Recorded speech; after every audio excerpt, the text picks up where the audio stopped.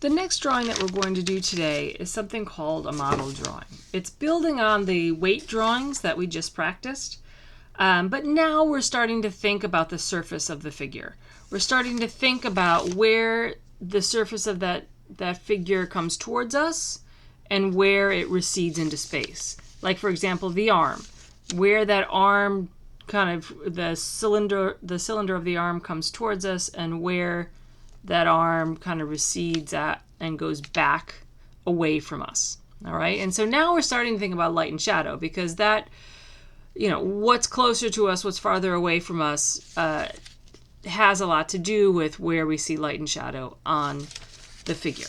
All right. So the same idea is that we're using some type of tool that we can use a side of that gives us a little bit wider mark, because this is, again, not really about line. It is building up the mass of the figure. So now I'm really thinking about what's happening on the surface. Okay, I'm still starting kind of in the middle. I'm not thinking about outline, but I am starting to think about light and dark. Where am I going to press a little bit more to kind of create a darker area? Like the parts that go back away from us are going to be a little bit darker. The parts that come towards us will be a little bit lighter. Okay, so now we can actually start getting a little bit more definition in the figure based on how much pressure that we're using.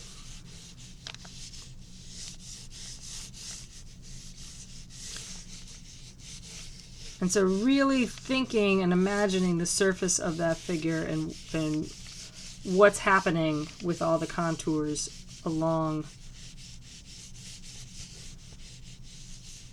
the different ridges, different folds of the body.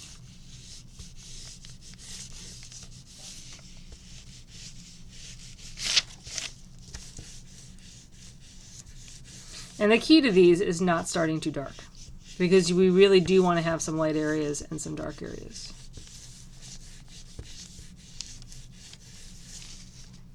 All right. And that is a model, what we call a modeled gesture drawing.